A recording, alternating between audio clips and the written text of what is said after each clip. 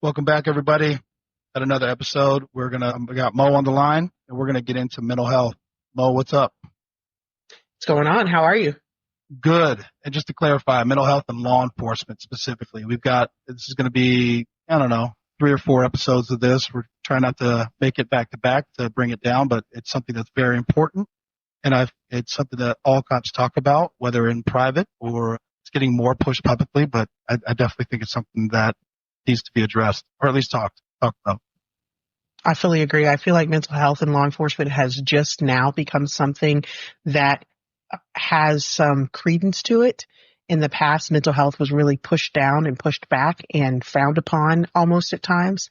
And now we are seeing that it's okay to say that cops, not just people in the military, but cops, firefighters, all first responders experience PTSD in many cases. So I think it's definitely something that we need to talk about and need to touch on. Absolutely. And again, this one's going to be focused mostly on law enforcement directly. But like you touched on, it impacts military, firefighters, all kinds of stuff. And I did see, and this is for another episode, but I saw, it's just funny how these things line up because we plan on talking about these things. And I had an article pop up saying that PTSD in law enforcement is about 10% higher, 10 to 15% higher than the average population. And again, I can definitely see that. Yeah, it's like something like, yeah, no shit. We all know that. But again, to see somebody outside of law enforcement actively talking about it is like, we're headed in the right direction. Yeah, definitely. Awesome. Well, let's get into it.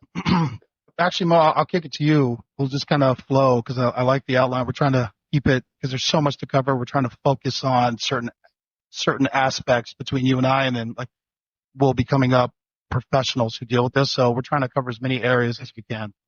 Yeah, definitely. I will tell you, I just want to give a little background as to why this is important to me. It's one of these things that as a trainer who is watching individuals come into this career field and then move through it over the course of 20, 25, 30 years, depending on what agency they go through, I have seen people that I have trained struggle with things. I have had zone partners to struggle with things. I have seen cadets start struggling when they first take on the job. And I know I personally had things that when I first took on this job, I thought, I don't want to do this. So, and when I started back in the late 90s, early 2000s, this was not even discussed. You didn't sit with your FTO or your field training officer and say, well, that call was heavy. I don't know how I feel about it. We didn't talk about feelings when you were in the car. So No. For me, no, you weren't doing that. So for me, I have been able to see through my career and through the eyes of others that this is such a huge thing. And now, fast forward, we have the social media aspect of it. We have all these things, and you have the media that jumps on any story that includes law enforcement. And we're seeing what happens when mental health is pushed to the back burner and it goes unchecked, how it explodes on the back end with people who carry guns every day. And I don't know how all these years we did not put a priority on this. So it's just one of those things that I really have a passion for, coupled with this past year, I had the opportunity to join a group, a coalition that we're actually going to talk to one of the ladies that's in charge of running this. It's basically a crisis line for law enforcement officers. I've had the privilege of being part of the group that is essentially building this framework from the ground up and creating this crisis line that is statewide here in Florida for law enforcement officers. So I'm seeing from all angles, well, and I say, let me back up. It's not law enforcement officers. It's for first responders. But obviously my focus is law enforcement officers, but I'm being able to see this firsthand, the pros, the cons, what happens when we are being able to reach out and help these folks and what happens when we don't. So that's where this is something I'm super passionate about, and I'm excited that we're able to do this little mini series that we've come up with. So I think when you talk about mental health in law enforcement, the things we got to first look at is what causes it. What are the factors that we've kind of been overlooking for a number of years that impact the mental health of these law enforcement officers? The first and biggest thing that we can't even ignore is the experiences. You have people who, for all intents and purposes, we're just human. We're normal people. There's no training that I can give you that prepares you for seeing horrendous, awful things. And with this job, you do. You will go to the child in the bottom of the pool. You will go to the horrific car crash that the person is dead when you get there. You will go to the call where you're trying to do CPR and save someone and know that they don't make it. But you'll go to the call where, like, I was a negotiator for a very long time, and you'll be on the phone talking to somebody, negotiating with them, and they kill themselves. You are crazy to think for 1 second going and seeing and doing all these things doesn't impact you and doesn't change you to at some level as well, doesn't desensitize you to a certain level, doesn't get you to a point where it becomes hard not to see just the bleakness and the sadness that happens in the world, and it starts to black out and go over the happiness that we have that goes on in our lives at times. So the first and biggest factor I feel like when we're talking about mental health in law enforcement is what these people are seeing each and every day, day in and day out. And no, not to say that every single 12-hour shift you work, that this is what's going to happen. However, you will go to that call.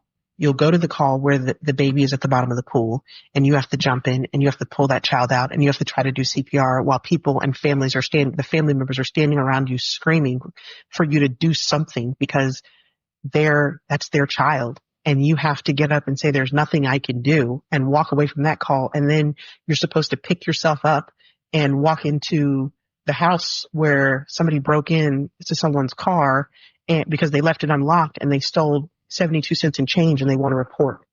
Yes. That is going to be difficult to bridge those kinds of gaps for anybody. But when you look at the cumulative effect over the number of years, so that's just one day that happens. Well, now let's fast forward. Maybe a month later, you get another call, or a month later, you get another call. A month later, you go to a homicide. A month later, you can talk to anybody who has done this job for any length of time, and they can probably rattle off a myriad of awful calls that they've been to. And what is very sad, if you ever pay attention, they can rattle it off with little to no emotion, because that is what we are trained to do. We try to shut it off, and we assume a lot of times as law enforcement officers that once we shut it off, that it's gone for good. But it's not. And it comes back, and at times it's going to come back with a vengeance. Yeah, it's something actually I talked about in the last episode I did with my buddy Chris. And again, he's in the corporate world, nothing to do with law enforcement or the military or anything like that. But just he was listening to me talk, and he was said, this is very reminiscent of compartmentalizing. And when he said that, it made me think. It's like you handle so much stuff that you almost become two different people. He's like, yes, and that registered with me. I was like, yeah, I became law enforcement Tyler, and then I became non-law enforcement Tyler. And the way I acted with my friends and family was very different in mindset than I would when I put on the uniform, got in the car, and had to go out. And I realized that I was actually struggling very hard to deal with all this. And so I created that personas, I guess, for myself in order to deal with it, because I didn't want it to keep bleeding into my children and my friends. So I just shut it all off.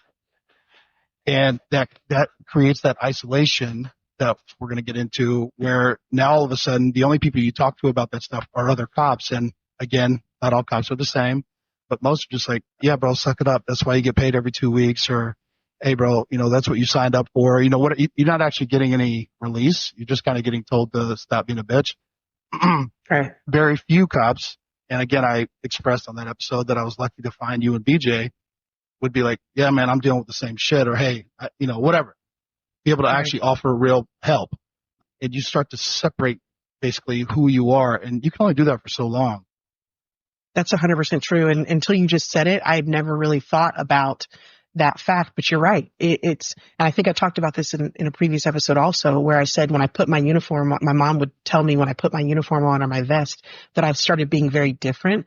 And I believe that was just, as you said, that second personality coming through to being like, and it's to protect yourself. That's exactly what it is. It's a protection mechanism so that you can do what we're not supposed to do as human beings.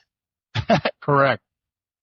You're going up into people's lives. And I also explained that it's something that, again, I just have a lot of time to think now, but it's also like, think about your relationships. You're very intimate with your husband, your child, your mom, your dad, whatever, your siblings.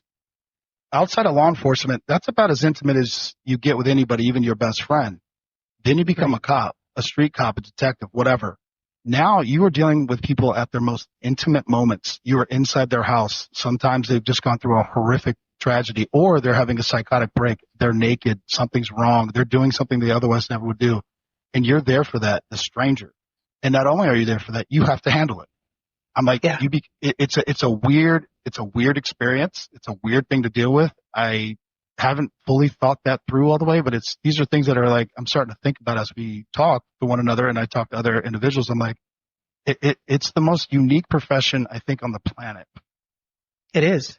It definitely is. And I think you hit the nail on the head when you said too, that very often as law enforcement officers, we do these things that are very intimate with another cop standing by our side. We walk out of that call, and if that cop is not somebody like me or you or BJ that we trust, we walk away from that. We never talk to them about it again. It just goes unspoken of, unless it's brought up at roll call and we kind of laugh it off for all intents and purposes, which, and don't get me wrong, I think that laughter and humor is definitely a defense mechanism that is positive that law enforcement has come up with, but that's the only way we ever speak of it again. And that sometimes can be very difficult, because when we do hit that point where it's like, ooh, that one hit me different. Now I don't have anybody to really turn to. The person that I was there with, I don't fully trust. And if you're somebody who hasn't sought out creating that circle of people that you can go to, what do you do with all that? You ball it up and you tuck it away and you start drinking to cover it up, or you start doing something else to cover it up so you don't have to deal with it. And the other thing I think is interesting is, what is a catalyst or a trigger point for me may not be a trigger point for you. The experience that you encountered might have felt or looked different, and not being able to express that difference is a big deal. I say that because I remember that there was a call that I had at the very beginning of my career, and I think I talked about it in a previous episode, but it was one of those times where I was there with other officers. I don't know to this day if it affected them the same way, but for me, it hit me at a point, and it was such a big point that I almost considered not doing this job anymore. I almost quit, because that's how hard it hit me at the time. And it was going back, just to give you a quick overview, it was a call where a lady had gotten hit by a car. She was pushing her child that was like 6 or 7 weeks old, and she shoved her baby out of the way at the last minute, took the brunt of the hit, and died.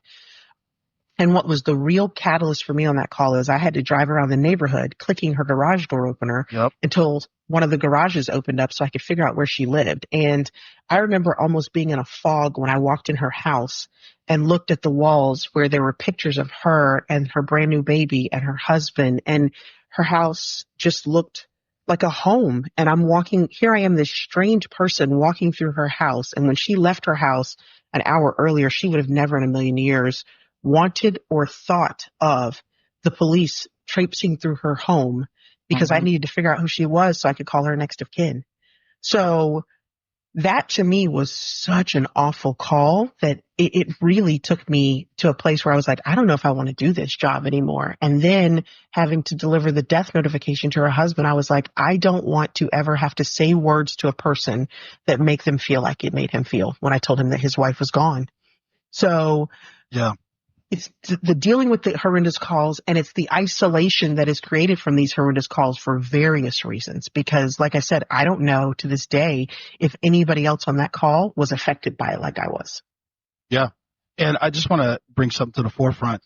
We're talking about experiences. I just want, for people listening, the people who come into law enforcement, it's typically, a young person's game, men and women, whatever. They're young. And they get into this. They're excited. They want to serve their community. They want to drive fast, wear a gun, put the uniform on, arrest bad guys. And so in my belief, and I do believe this, the majority of anyone and everyone who signs up to be law enforcement, they go into it like fully optimistic and positive. And we all, those of us who were in law enforcement, have seen that road deputy or that road trooper or officer who's been on 10, 15, 20 years. And I can imagine they are not the same person they were when they first signed up. And a lot of it is from dealing with this. But I think that's a good tie-in from, and it's something I have thought about, alienation from society with the media and public perception. Because law enforcement's been around for a long time. But I remember speaking to some of the older supervisors that would talk about the communities. Like they would see you, they'd be like, "Hey, thank you for what you do." They would buy them lunch. I mean, not saying that you have to do that, but there was just a real positive view of law enforcement, and they made you feel like, all right, what I'm doing is worth it. And I'm hopefully maybe somebody that we have on who's a professional in this, not me. I wonder when the media and the public perception shifted, if that impacted the rise and all the things that we're going to get into with suicide and divorce and all this other stuff. Because for the longest time, it's like, all right, I'm doing this horrific thing. I'm seeing this horrific stuff, but the public appreciates me. My neighbors appreciate me. And then it switches and people fucking hate you, and they hate that you're a cop. They go out of the way to find you. They want to try to hurt you. And so it's like, why the fuck am I doing this? Like, they don't even appreciate what the hell I'm doing. That's funny you bring that up, because I can tell you we saw a significant drop in enrollment when it came to the academies during the uptick of COVID, during the uptick of the George Floyd riots and things of that nature, because I think that people did start questioning up until, I think, not just late. It was probably a rise that was coming, and that was just kind of like the catalyst. But this has always been looked as a noble profession, and people did this when they went in the military, and then after they got out of the military, they either became firefighters or police officers, and it was a good place to land. Well, it all of a sudden was not a good place to land, besides the fact that it was dangerous, besides the fact that you saw awful things. Now people didn't even like you. So that became a huge thing, and the media contributed to that quite a bit, because the media, their job is to get ratings. What gets ratings?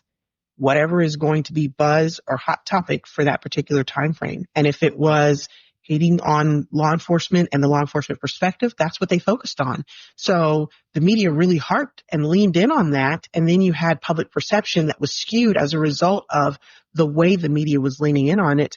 Absolutely. It puts you in a place where you feel like, I am separate. I am different. I don't want people to know again. Like, we wouldn't, in the past, I think we were careful about who we told what we did, solely because we didn't want to tell a quote unquote, bad guy what it was that we did. Now it became, I don't want to tell people what I do because I don't want to deal with on my day off. Well, so what do you think of this?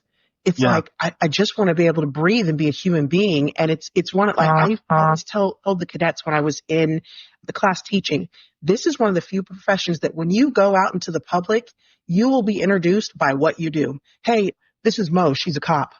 And then the whole room turns to you and goes, oh, you're a cop? How long? What'd you do? You know, what did you do when you were there? Did you ever kill anybody? Did you ever shoot anybody? I mean, this is what, and people think like, oh, this is what I live for, is those questions. And it's like, no, I live to just be human. Let's talk about your banking job. That's what I do. Yeah, exactly. Well, and I remember during that time, because I mean, BJ was dealing with it, you know, as a black man in law enforcement that grew up in Tampa. He got called traitor, Uncle Tom. I mean, I can't remember all the phraseologies, but these weren't not just citizenry. Some of his friends started questioning and like, oh, you're one of them. You're on their side. He's like, what the hell's going on? Like, I've been doing this for almost 15 years. And all of a sudden I'm a fucking piece of shit. And again, I mean, that's what I'm saying. The public perception and the way people treat you, it's like, you know, you called me, bro. Like, what, you know, anyway, but I think that has a huge impact. It does. Again, we're kind of tying into things because, again, with all that happening, ties into morale and how, like you said, recruiting has gone down. People who even apply have gone down. This job's hard enough without everybody just wanting to shit on you and hate you, because again, law enforcement is an incredibly valuable profession if you want to have a stable society. Right. But you have in here policy changes that hinder camaraderie. Can you elaborate on that?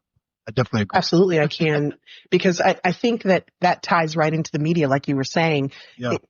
Because of the advent of social media, and the media and social media being essentially the same now, it's become such an influence of what is perceived that we are doing, and less about what it is that we're actually doing, that agencies have created policies and changed things to ensure that things look a certain way, even if it doesn't necessarily work the best. When I first got into law enforcement, it was very common grant you, we had less calls for service, but it was very common that your lieutenant, when you worked midnights, they were the highest ranking officer usually that was there. And they would call the whole platoon and be like, hey guys, meet me over here on a Sunday evening when we had been running and gunning all weekend. They would be like, hey, bought everybody donuts. Whole platoon, everybody who's not on the call came over, got donuts, grabbed coffee. We talked, we laughed, we joked about what we had dealt with over the weekend. The lieutenant was in tune with if you were off a little bit. You know, I always say I worked for one of the greatest lieutenants when I first got hired on. Her name was Lieutenant C. Arnett. And her entire platoon, if you talk to any of them, they would tell you she could have led us into war and we would have followed her. But the reason was because she took care of us. She made sure that if we were a little bit off, she asked the questions. She interacted with us. We had these kind of times where we would meet together and she would buy coffee or buy, you know, donuts for everybody or bagels or whatever. And, you know, at the time we were allowed to still do certain things in uniform. So the guys would have cigars and it was kind of a time to decompress while we were still in uniform and be able to have those conversations. Now, instead of walking away from the call and with the person that I never see again, I could come up to that guy and be like, oh my gosh, man, that call that we had earlier this weekend, that was insane, right? And then we could have a conversation about it because there was time allotted for it. Now, fast forward, because we're very much worried about what is that going to look like if somebody drives by and sees all these cops gathered up together, and what happens if they get it on video, or what happens if this in the media, that gets out to the media, that we have pushed aside the things that are necessary for our ladies and gentlemen that do this job to be able to do it with some effectiveness and truth, I will tell you. So now you touched on it last time, GPSing on cars. So if there's too many of you together in one spot, there's a big deal. You have to be moving. You can't be sitting at a certain location for too long. So there's all these different policies that are put in effect to make law enforcement appear more effective. And I don't think that it's necessarily working when you take this piece of the puzzle and overlay it, because that downtime, that time to decompress you couldn't even put a price on that. I can tell you personal experience, personal story. We had initial lieutenant and sergeant. And again, we're all big boys here. Like, there's no calls, but we're all working on paper. We're all typing our reports. Well, we would all either meet up at the district, or we would go to, you know, one of the few restaurants that are open, take a back room, and there'd be, I don't know, 4 to 6 deputies, but we're all typing, we're eating, we're talking, we're helping each other out with our reports and statutes, because there's a lot to learn. There's seniority, there's new guys, whatever. So that was our time. It would take about an hour, but you're typing up all your reports, we're actively working while eating, but also sharing. Then we had a shift change and we got new commanders. We just kept, because we didn't see what we were doing was wrong. And I remember we were doing the exact same thing. And I think it was at a Denny's. I'm trying to remember now, because now it's just it's springing up the memory. And right. Our lieutenant walked in and was like, you and you get out. Me, BJ, and there was one other guy who was a senior. I can't remember his name. He goes, and once they left, he goes, what are you doing? And I was like, what are you talking about? We're eating and we're all working, sir. Like, we're not just sitting here shooting the shit. Like, we all are working, and, you know, we're monitoring. There's no calls for service. I was like, we've been doing this for like 2 years. And he goes, I never want to see more than 2 people at a place again. He goes, otherwise I'll write you up. He basically just crushed it right then and there. And never again did anybody ever do that again. And again, that's where it became very isolated. Now you were like, oh, I'm going to get punished if I link up with this guy to help him, or if I have lunch with somebody other than my zone partner, or whatever it is. And so personal experience, saw that happen, and it created a rift within the unit, because we all were like, oh, well, now we can't hang out. So then we started just, as it happens, you fall away from those guys because, hey, you're in a different zone. I can't come help you. Right. And that, on paper, I'm sure the policy looks great to say I don't want to have more than 2 officers at a location, but nobody looked at the impact that is not necessarily something that is tracked on a graph. When you track the fact of now your guys are experiencing more sick days, are they out more because of this is just they don't want to come to work? Because I can tell you, for me, a lot of days I came to work because I knew I was going to have fun with the people that I worked with, more so than anything. Or I didn't want to leave the guys or gals that I worked with out by themselves. So I would come to work for those people before I'd even come to work for just doing the job. And you don't realize that by making those kind of policy changes, by doing those kinds of things that are impacting at that level and impacting overall their mental health, their happiness, their joy, their wellness, you're impacting the product of work that you're getting also. Yeah. And I will say, because then I transferred from that, I went to work with the state police. And it was, just for everybody listening, I'm not saying, hey, we're just disregarding calls for service and we're just like, fuck it. We're just going to hang out because we want to shoot the shit and talk about our issues. That's not what's happening. This is, you've been working, you're typically actively working while you're also sharing and talking, but whatever. I went to the state police and it was a real slow Sunday or whatever. And the sergeant sent out a message to all the guys and said, hey, come to the barracks. And we're all like, oh shit, we're going to have a meeting or something. So we all get in there. Same thing. He had coffee, he had some food. Football game was on. He goes, everybody have your radios on. Let's hang out. And we just shot the shit, talked. And again, I think that lasted maybe as usual, like an hour maybe. And then calls started happening, crashes, and we're going to them. But it's like, it was such a complete difference from how it was when I left HCSO that I was just like, oh, this is amazing. And again, it's solely driven by policies and then also whatever supervisor you get that's like, I don't like that. Right. I'm very fascinated to talk to your husband about this. Maybe why this is, how isolated do you feel when you become a supervisor? Because now you used to have a squad of guys that you were all buddies, but now you're the boss. So same things we used to do back in the day. I can't do that with you anymore. And again, I don't know. Right. I was never a supervisor. Yeah. But I'm interested in that thought too. That's a definitely. And I even understand to a level that as a supervisor, you are handed down information and you have to disseminate it. But I still think that there's a way that it can be done.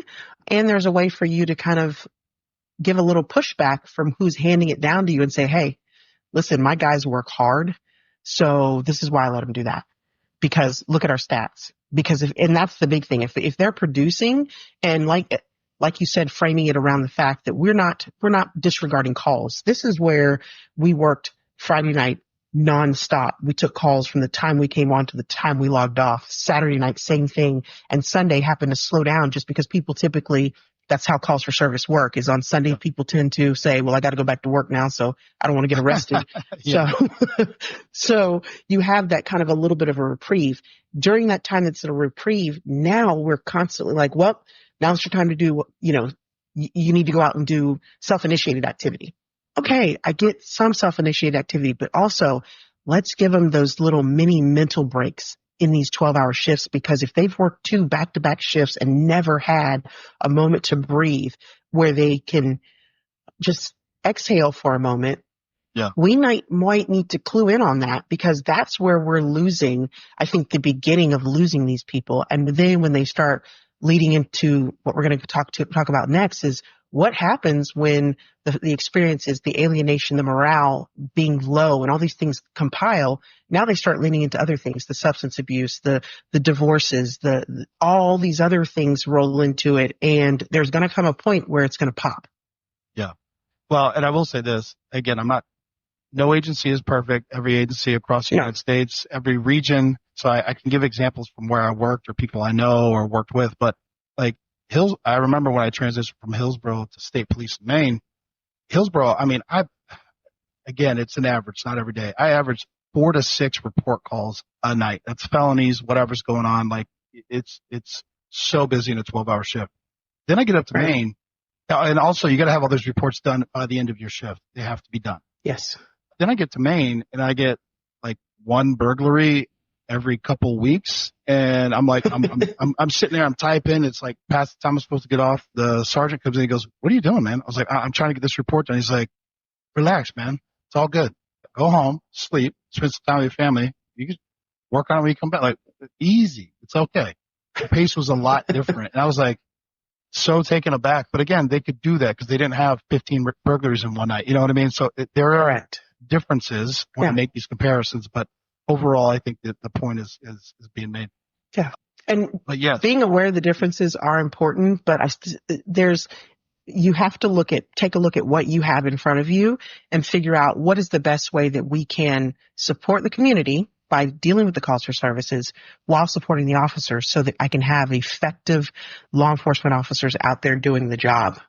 Yeah, absolutely. And that ties into the next steps and kind of what, again, I know everyone focuses on suicide rates, which are on the rise, and for the reasons we've already listed. But like you said, people ask me, well, how do people deal with that stuff? And I'm like, a lot of people drink a lot, or they fight with their spouses, or they shut down and don't talk to their kids, whatever it is.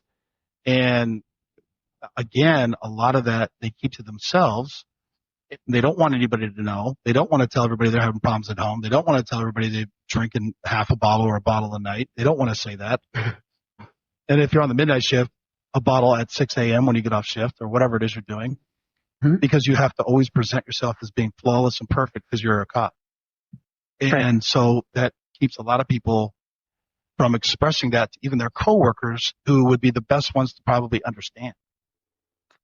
And to build off of that, I will tell you, like, substance abuse in law enforcement is astronomical. I don't know many cops that don't drink, but then there is a lot. And the thing is we are very accepting of it in the law enforcement, like to say, oh yeah, that person can drink people under the table, and they do it every weekend. That's a problem, and we don't really say like, hey, maybe somebody should have a conversation with this individual. It's just accepted, like, yeah, you do this job, so you drink, I drink so I can survive. And there's a lot of jokes made about the level of substance abuse that happens in law enforcement, but it's astronomical. And it's like you said, we will have officers that'll say, oh yeah, I get off and for me to be able to go to sleep, I'll drink like 6 or 8 beers. That's not normal, no matter what time of day you get off. No, to be able to go to sleep. Yeah, and again, I'll speak from personal experience. I wasn't getting there to that level, but I was having a hard time with shift work because, again, I came from the banking world where I worked 9 to 5 and I would go home. Now I'm working 12-hour midnights, and in certain agencies like Hillsborough, you do 5 of those in a week, so that's 60 hours. And again, that doesn't count the time you had to get up or do something for your kids or court time. So sometimes it's you didn't sleep 18 hours that day, whatever it is. So my body was all out of whack. So I'm like, I got to figure this out. So I tried Ambien, not a good idea. And you start listening like, dude, I'm struggling. I didn't sleep today. I'm dying. They're like, oh, bro, they start supplementing with other things. Let's just phrase it that way. Right. Or they'll drink, 10 energy drinks in one night. There's all these things that will seem like normal, I guess, or it seems normal to you while you're working, but it's like, bro, you just crushed a case of Red Bull in one night. Like that is not, that's not good. You just drank 2 pots of coffee. That's not good. And no wonder you can't fucking sleep. You've had 18,000 milligrams of caffeine pumping through your body all night. Right. On top of a drug. And so they counteract it. Yeah. They counteract it with alcohol. They counteract it with also people, this is little known, but drugs, like you said, the Ambiens, when you're not sleeping and your body's not doing that, you're more prone to injury. So now you get injured, you go to the doctor, you get oxys, and you're like, hey, I sleep good when I'm on oxys. And now you have a cop that carries a gun that takes oxys to go to sleep or to relax themselves and adds the alcohol to it or something like that. So you have all these things that occur. I know this was some years ago. I had a corporal that was over us, and he got addicted to oxycodone. Yep. He got hurt. He started taking oxys through his doctor the way he was supposed to, but subsequently he got addicted and got into a situation where he was doing illegal traffic stops essentially to be able to obtain more drugs. Yep. That's a problem, obviously, when you have someone who has the amount of authority that we have, and now they're doing things to sustain a substance abuse habit. And the alcohol is the easiest and most accepted because it's not illegal. And so that's why cops, I feel like, do that more often, because it's okay for you to say that you drink. Nobody cares. Oh, yeah, I had some wine last night. Yeah, I had to drink a bottle. And people joke about it. They're like, man, that's crazy. And they move on. Or, yeah, I crushed like a half a bottle of whiskey last night just so I can get some rest. Man, that's a lot. And they move on. It's not like the person says, oh, yeah, I smoked a whole bag of weed. Then somebody's like, oh, you can't do that and be a cop.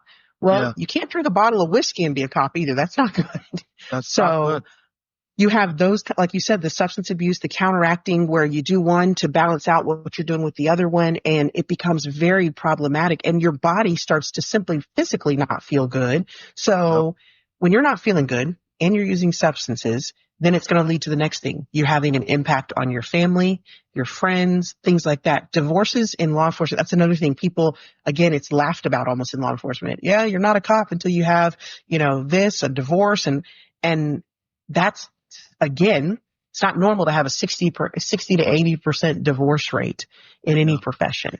But there's a lot of factors to that. It's the going back to the experiences that we have, the alienation that we feel, and now you roll it into you're sitting with that zone partner for 10, 12, 15 hours, depending on how long or if your shift goes longer, those kind of things. And you're talking to them about things that might be wearing on you and blurring those boundary lines in many cases.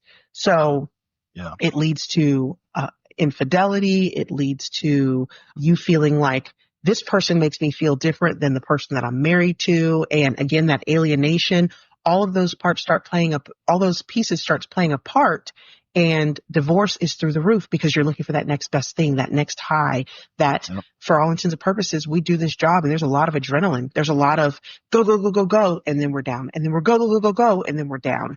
And we then start translating those feelings into other parts of our life, and it impacts us.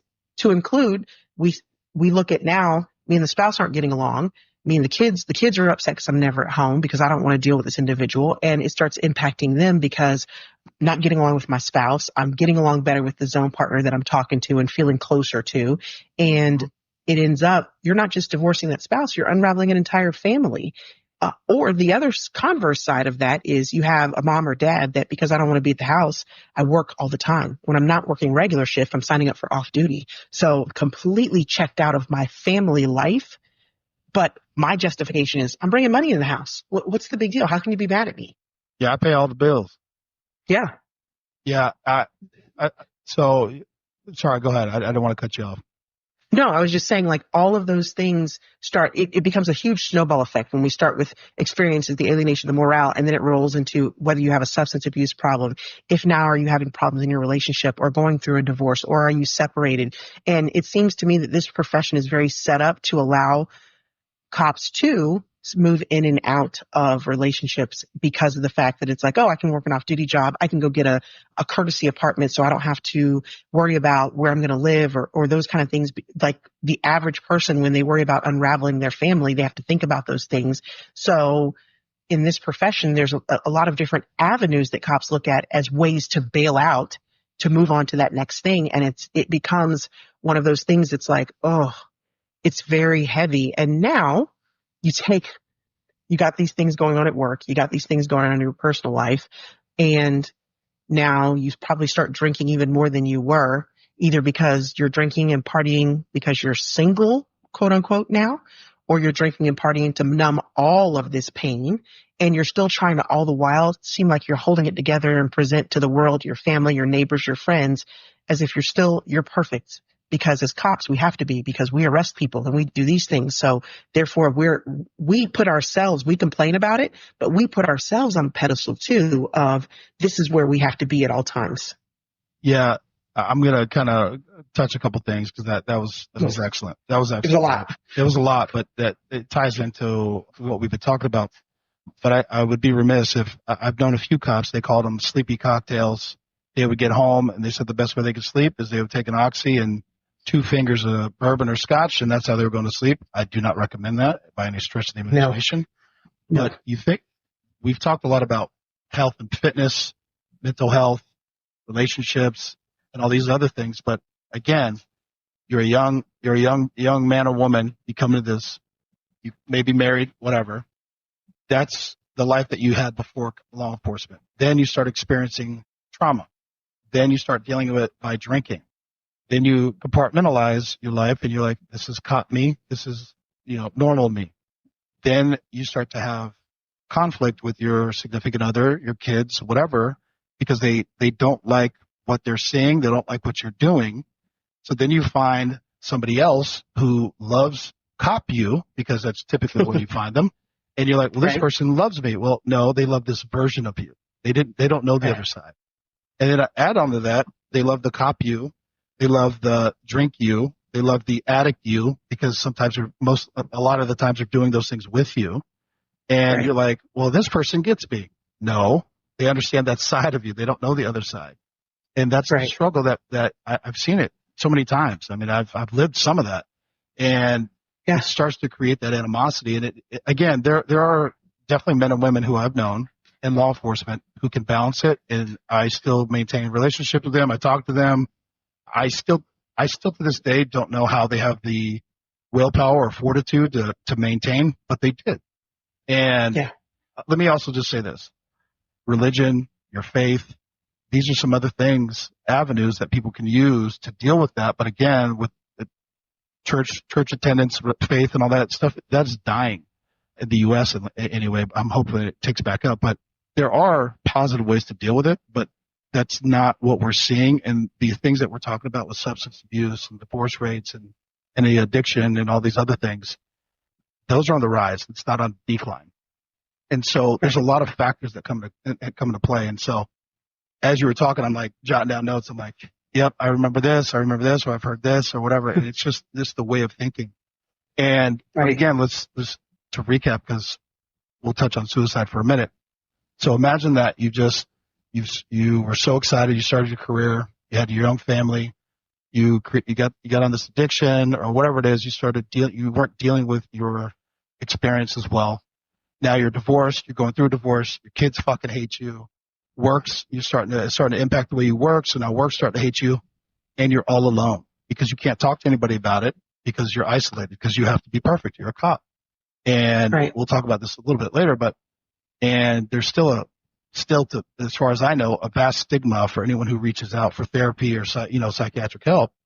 And so now you're all alone. You've ruined the relationships that you've had. What do you do? Unfortunately, a lot of people take their life. And I've known people, not personally, but like in the agency, that have done that. I've seen it on the news. I've read it. I know people who have firsthand experiences about it. And you start to paint this picture, and it's just like, oh my God, why would that happen? And then you uncover their life, and you're like, wow, this dude was spiraling. Nobody knew. Nobody helped. Who was going to help him? You've created this environment where you can't talk to anybody. Yeah. You can't say anything. And again, I'm not putting it on the spouses, but like they don't know how to deal with that shit either. No. So, not to paint a bleak picture, but it can go fast. It can go down real quick. Yeah. It's not to paint a bleak picture, but it's to paint a realistic picture of what can occur when things go unchecked. And that's what we're talking about when we're talking about this mental health part.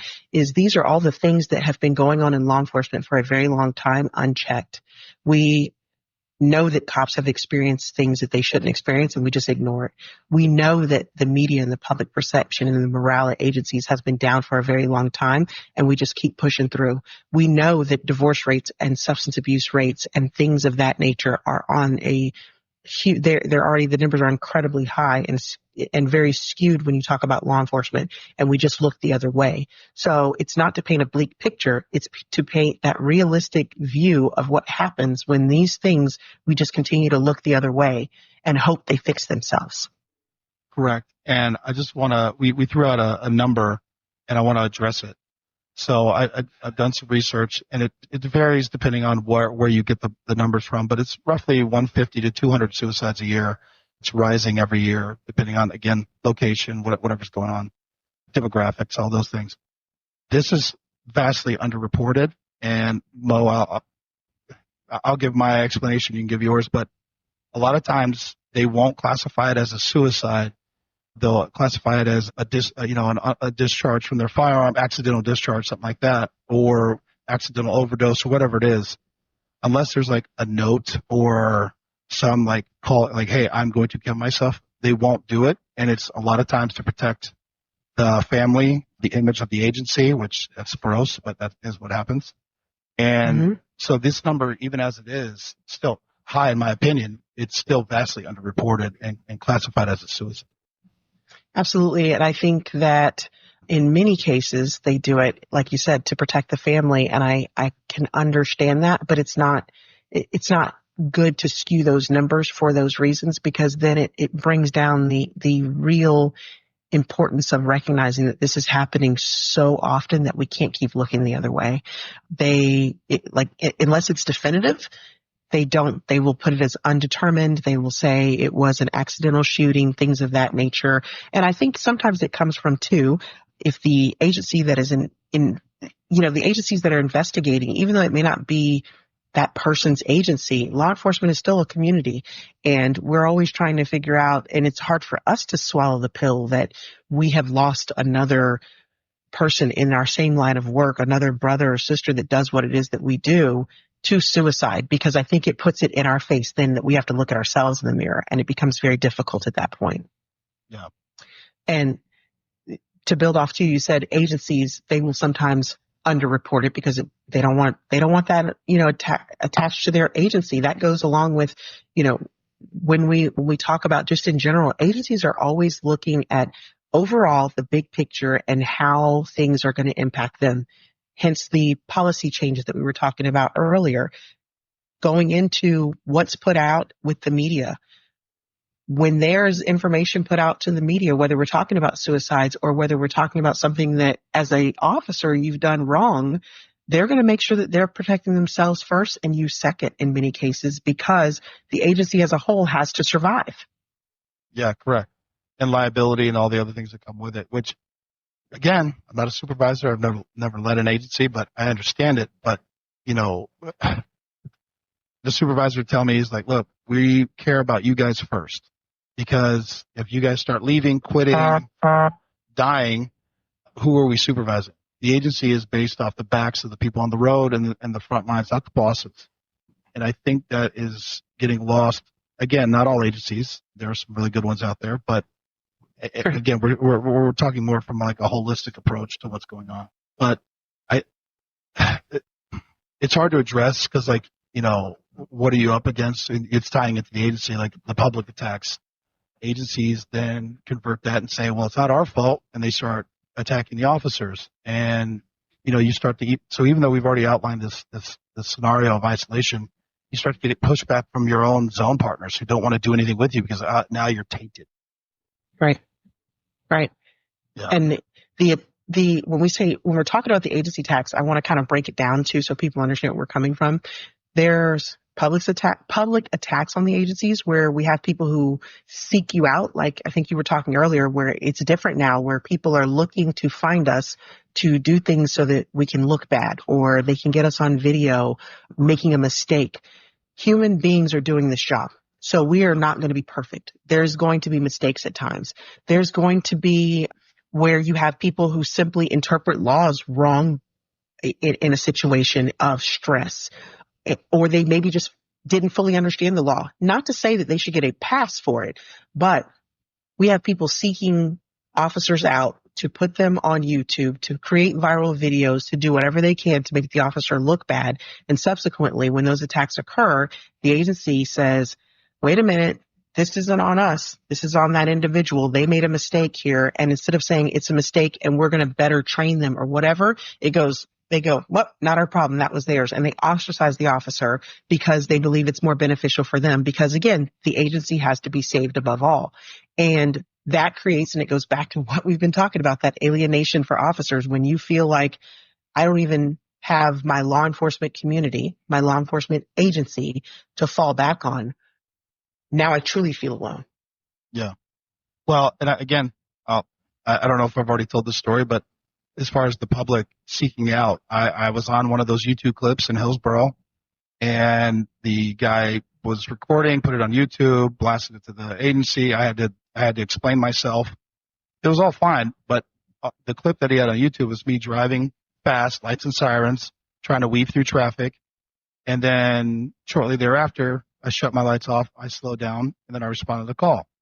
And again, all the commentary on the video was like, oh, look at this officer being a dick. He's just trying to cut through traffic. He's probably going to lunch or whatever it is. Well, I was actually on a call. The guy said, I need backup now. I have 2 at gunpoint and possibly a possible kidnapping. It was something like that. And I'm driving. As I'm driving to him, he goes, 1 detained, all good. Everybody can stand down. Well, I'm feeding off what I'm hearing, and so I shut it down. Right. And all reasonable.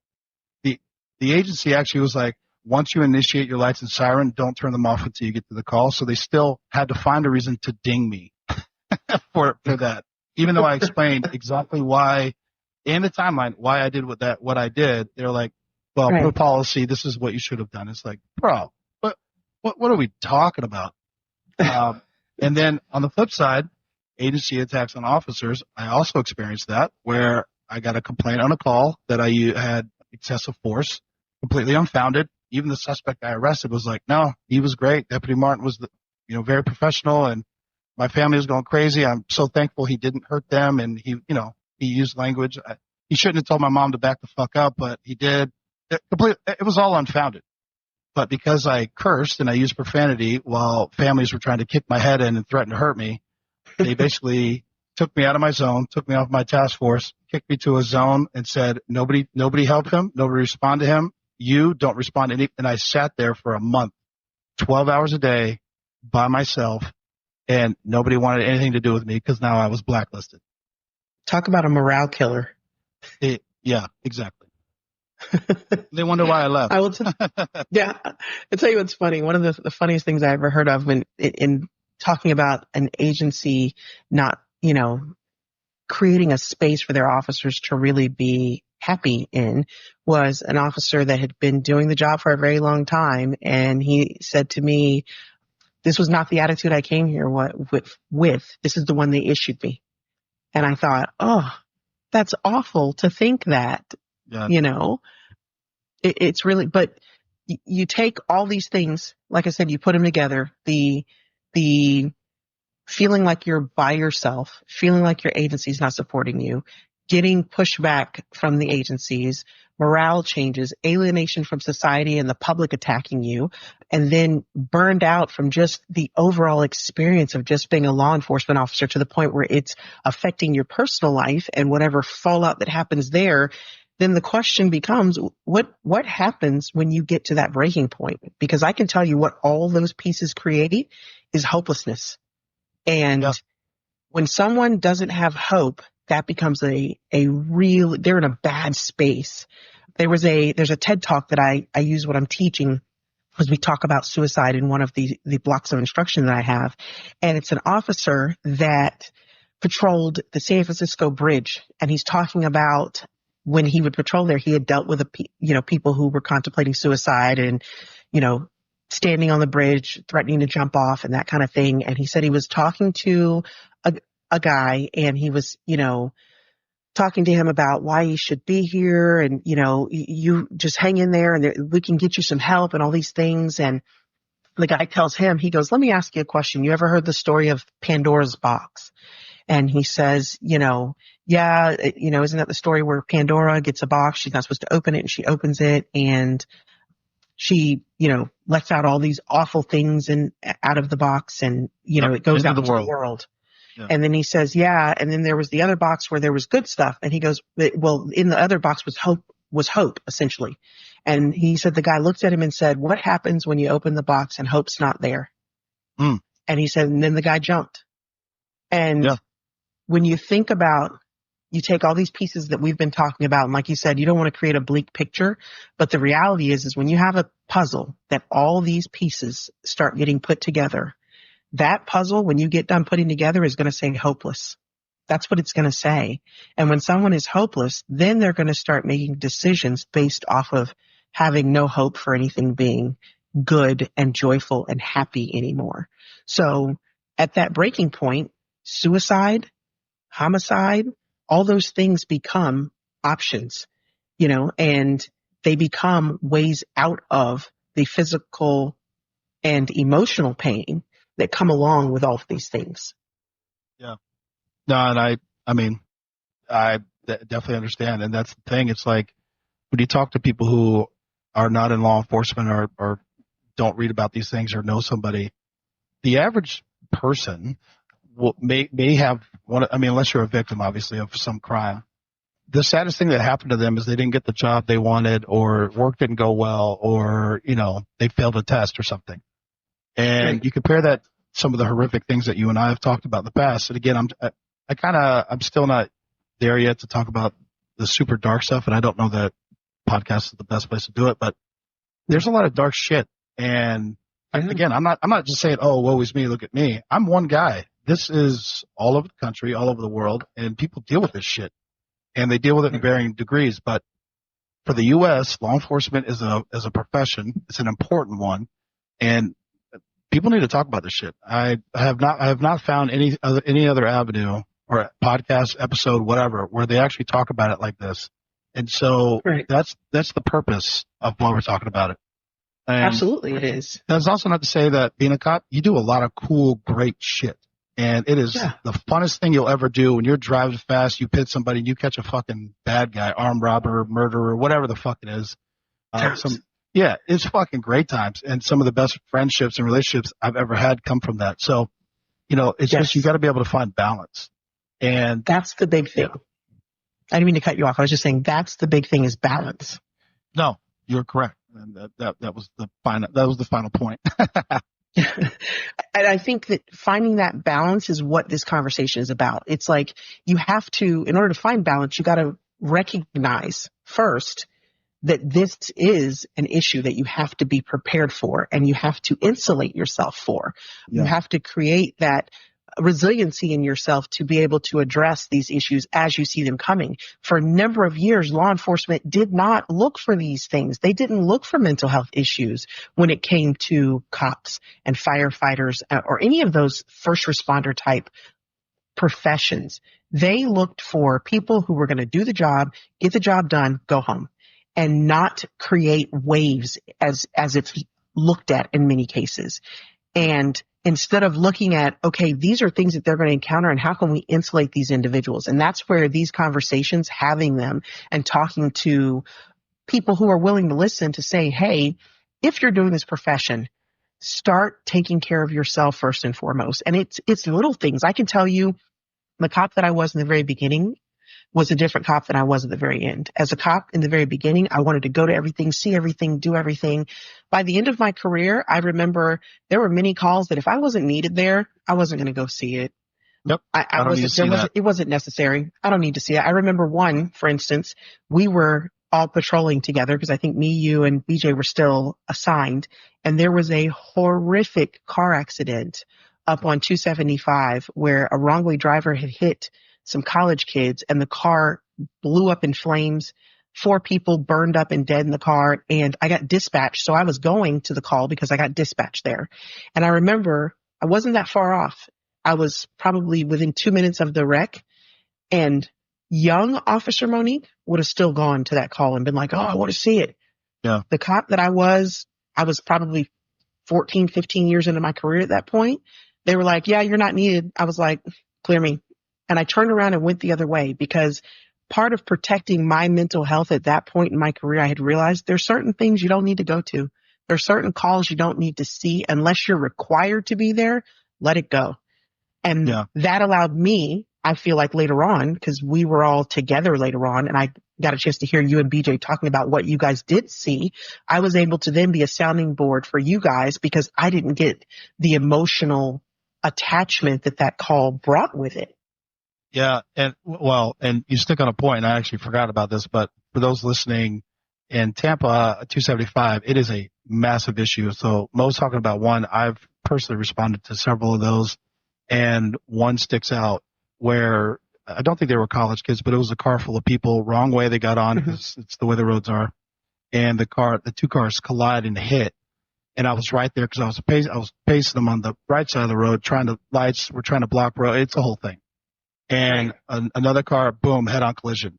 Now, rational, anybody looking, they're like, everyone in there's dead. Well, I didn't think about that.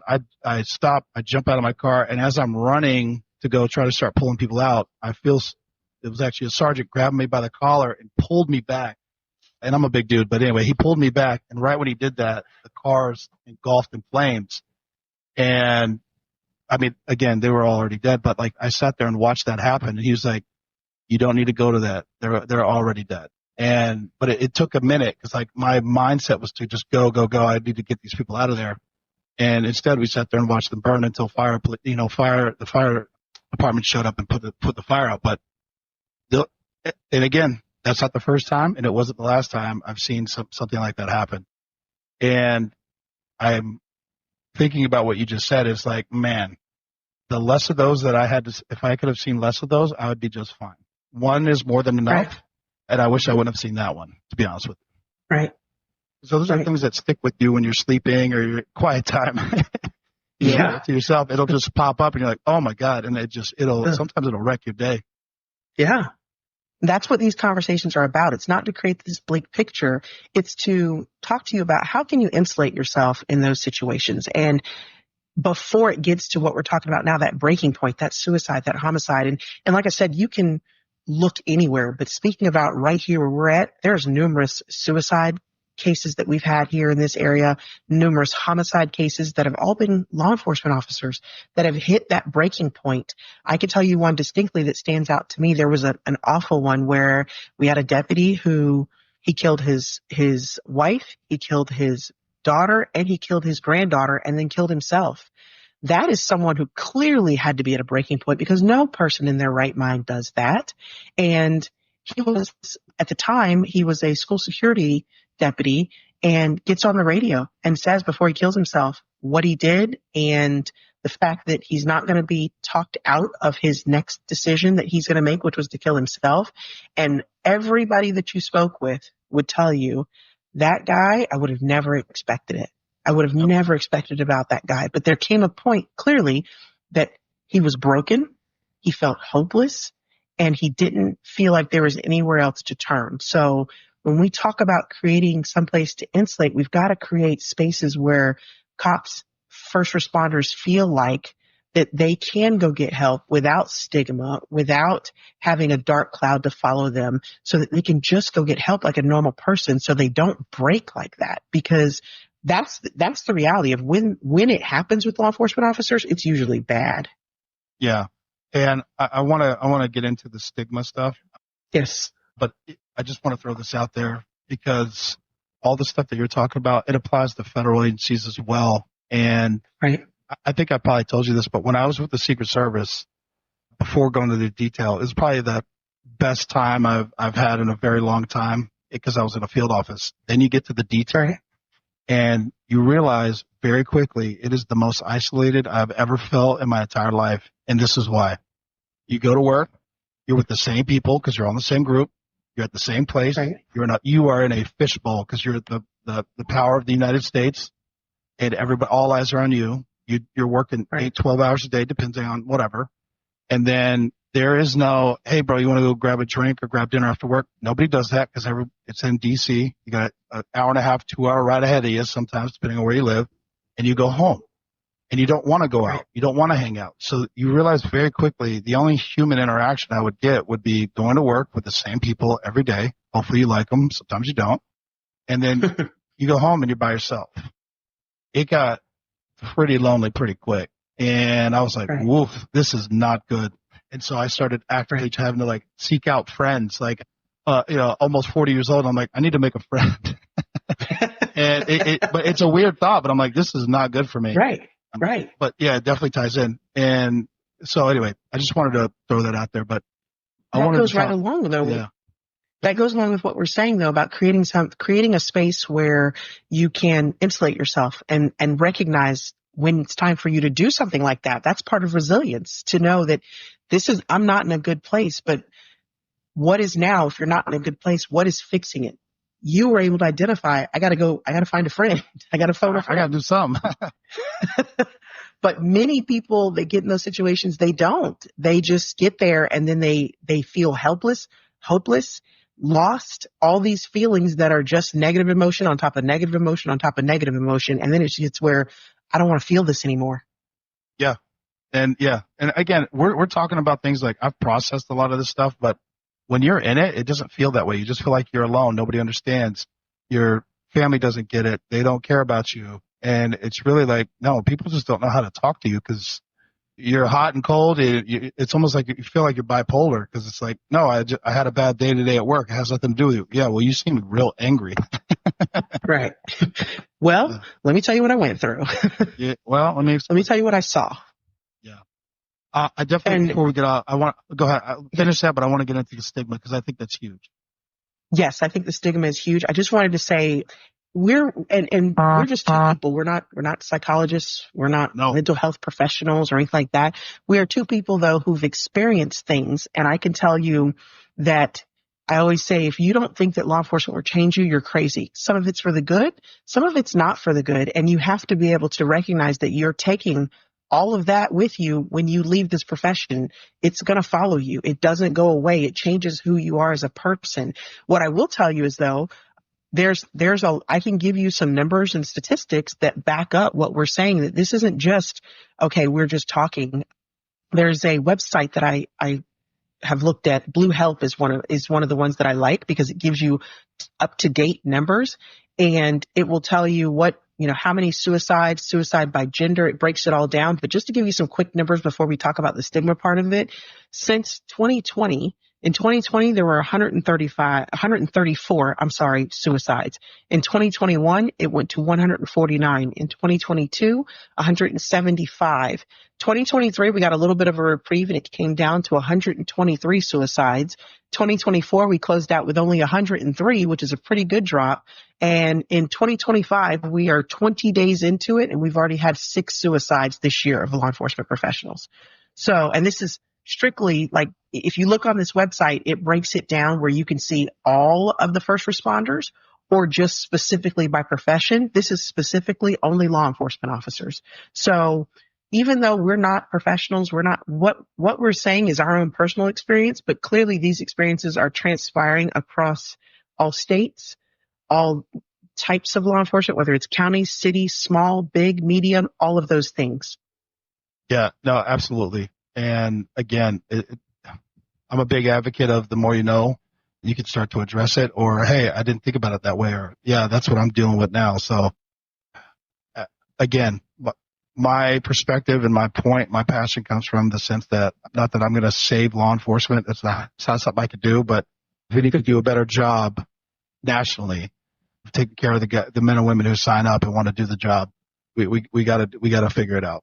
But and I think that ties into the stigma attached to mental health and the treatment that it follows. Because I've seen it with my own eyes. I never experienced it. Right. But it's something that I'm like, this is not right. But I'll let you take the lead on that, Mo. I will tell you the stigma that comes along with seeking out mental health or telling someone that you're struggling with an issue. It can be far reaching.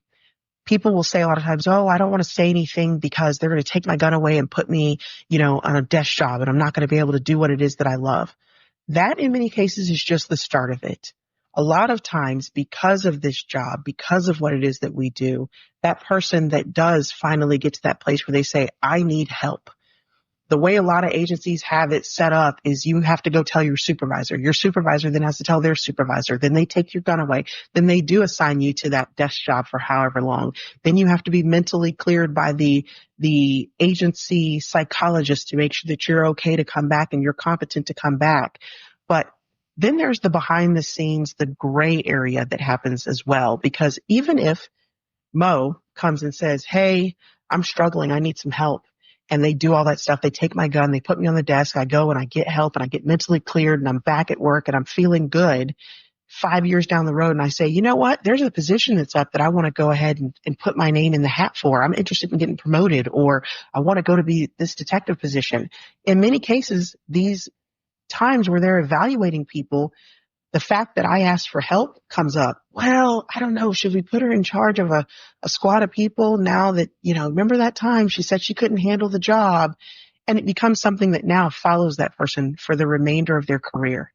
As an agency, in order to destigmatize this, you've got to make it available and open and non-punitive for people when they say, I need help, because they have the courage to say something should not be held against that individual, should not hinder them from being able to attain a certain level.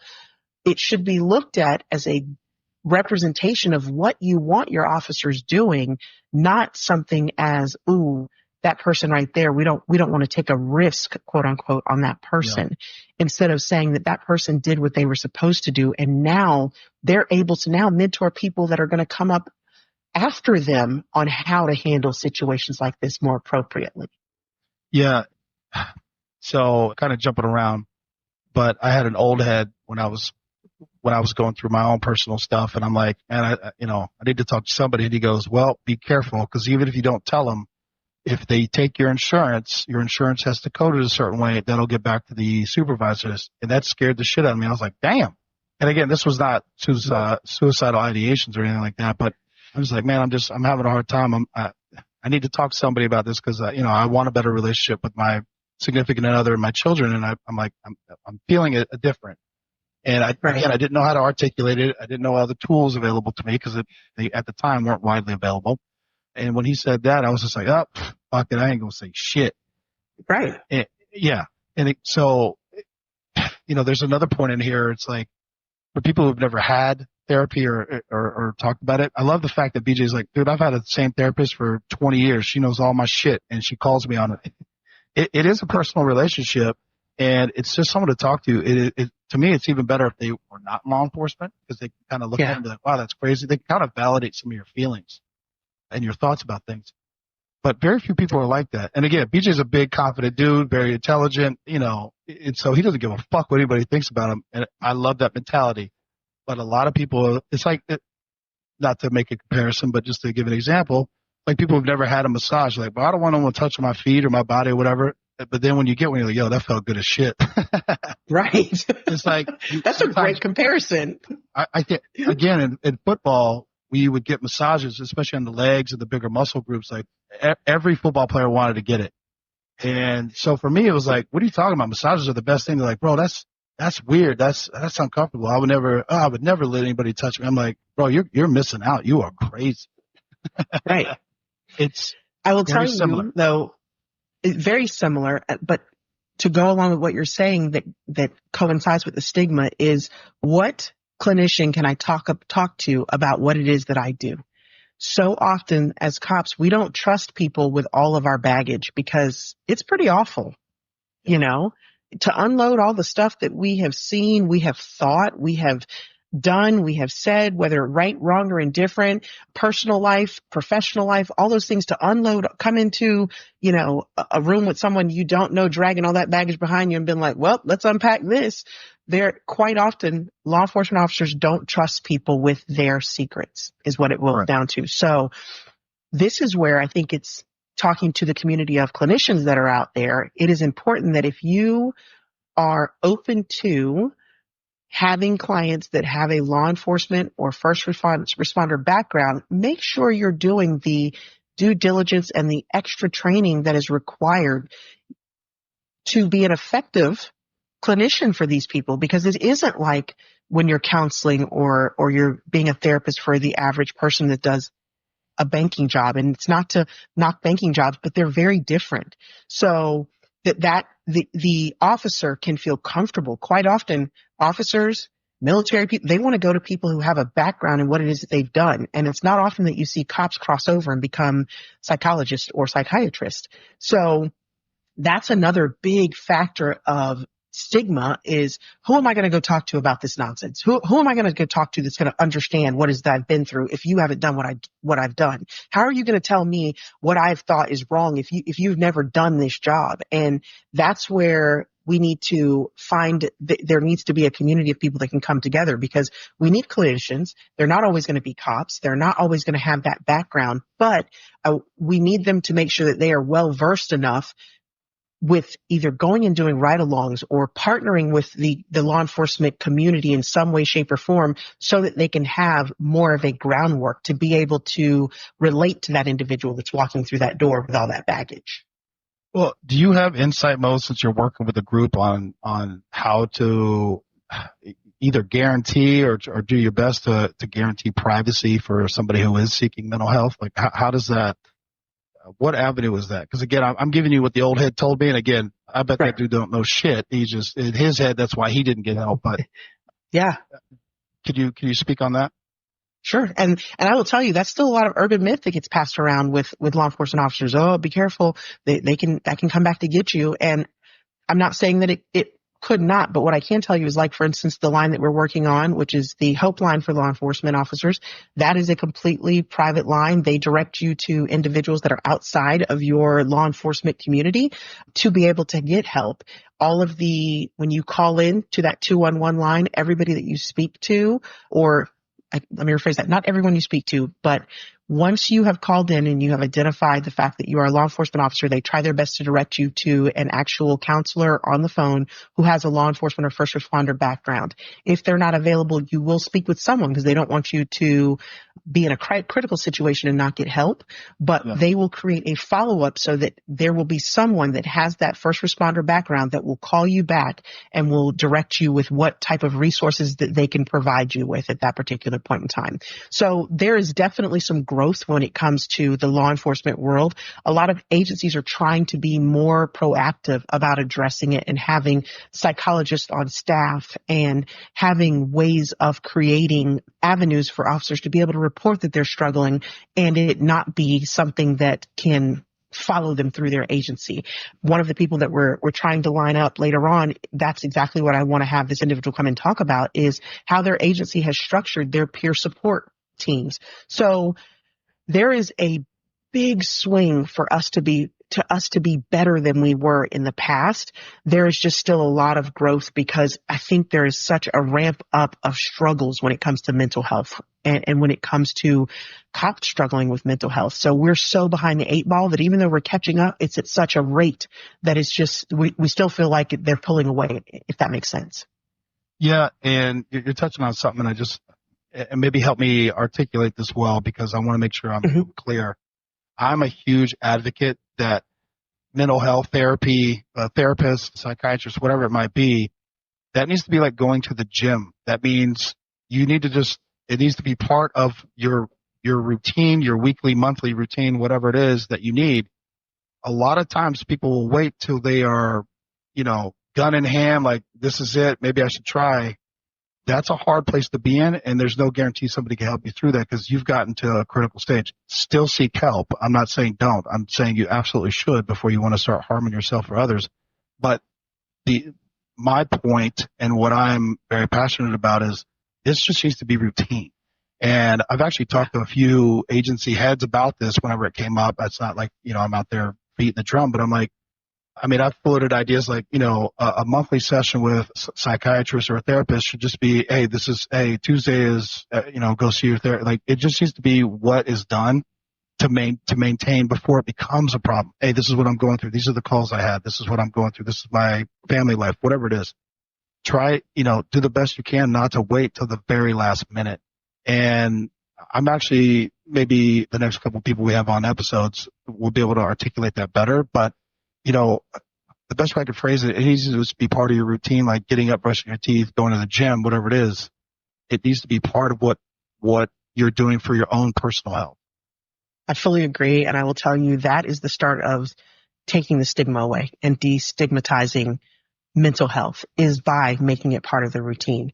When we become a law enforcement officer, every single year we have to go to in-service and we have to shoot, we have to do, deploy our taser, we have to drive. Why on earth does not Florida Department of Law Enforcement have a requirement that you have to attend a course when you're in the academy that talks about mental health and how to identify and insulate yourself for these things that you're going to see and for the things that you're going to encounter, and then build off of that for the officers that are now working for agencies? Why don't they have to submit a mental health, something where they've seen someone, a mental health psychologist, a clinician, or a therapist of some kind? They have to do it, even if it's I think it's not enough, but let's start out with every 6 months that you have to turn something in to say that, yes, I've done my mental health wellness check for this particular 6-month time frame, and have that be part of what is required to be a law enforcement officer so that we can ensure that these people at that point,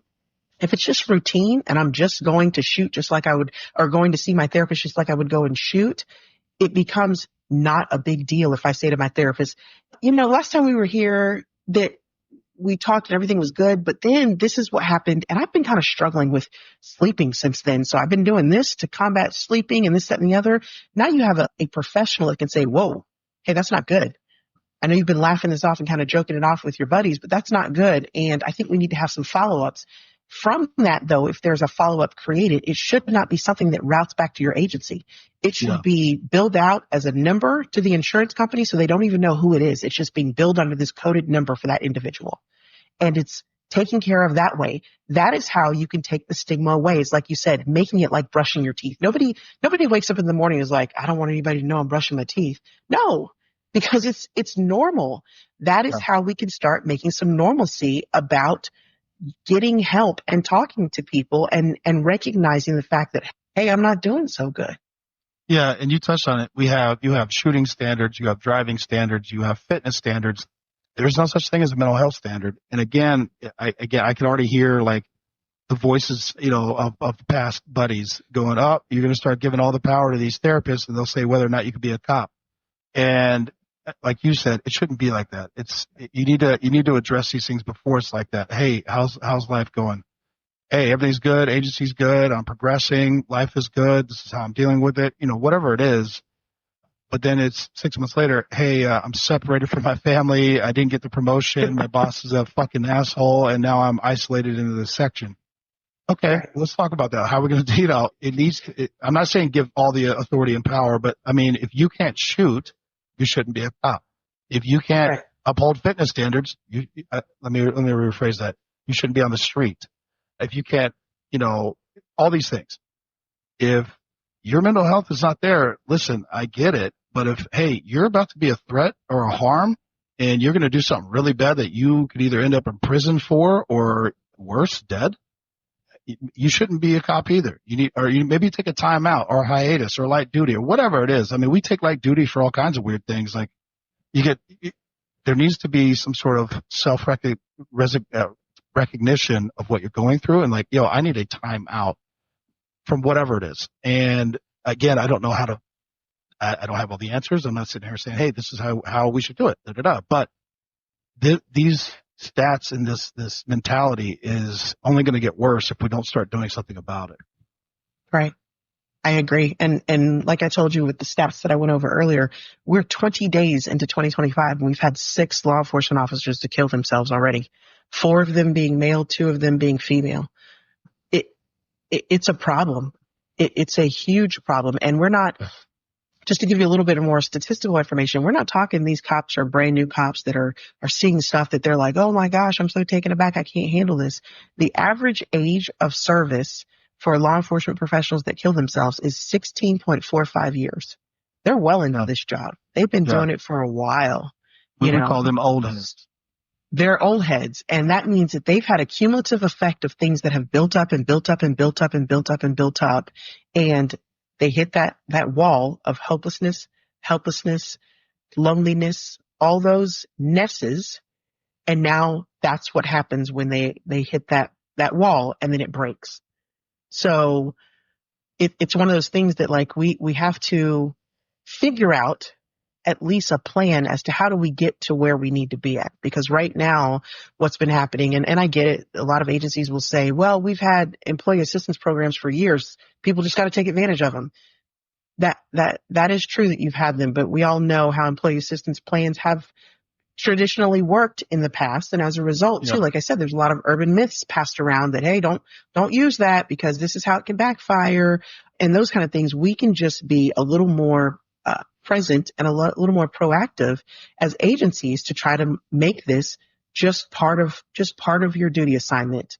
This is just part of it. If you're going to be a cop, you got to be mentally checked out. And I can tell you as a cop, I did a mental health evaluation when I first got hired on with a psychologist. I did a secondary mental health evaluation when I decided to be a negotiator. We had to go through it all over again.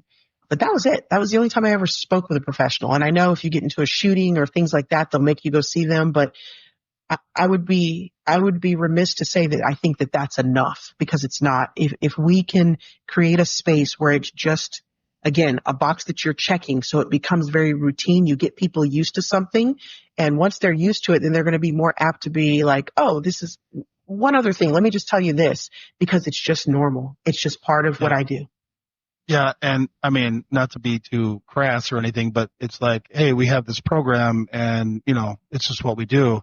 It'd be like, hey, we have these condoms, and 10% of the time they work, but 9 out of 10 times, it might not. No one's going to use that shit, man. Like you're defeating the purpose. It clearly isn't working. Right. Fix your shit. That's true. You got to fix it. And one of the things too you brought up, and I wanted to touch on that before we finished up, was when you said the point where you have the gun in hand and you're contemplating putting it to your head. Yes, call if that's where you're at. Call, ask for help, see if someone can talk to you, because I'm sure that there's somebody out there that would be willing to help you in that instance. But that is a very long way down the road. As a negotiator, I negotiated with a cop who was in that point. And the end result was I got him out, but what happened before we got him out is he shot at us. Oh. So very easily he could have killed somebody. We were lucky. He didn't hit anybody, but it's one of those things where, yeah, I got him out, but then he got arrested and charged with attempted homicide because he tried to kill, all of us that were in the SWAT truck, Yeah. So it's one of those things where call, absolutely, but we need to start trying to figure out how we can make people more resilient. No, we don't want to create this bleak picture, but this is the realities of what's going to come down the pipe if we keep looking the other way. And we have people that are continuing to experience all these things. And I will say this job is getting harder every year. It's getting harder and harder. So that level or these numbers are going to keep creeping up if we don't start addressing these issues. Couldn't agree more. Mo, I love talking to you every time, and I'm looking forward to the next one. I appreciate you. Awesome. Thank you. All right. Thank you.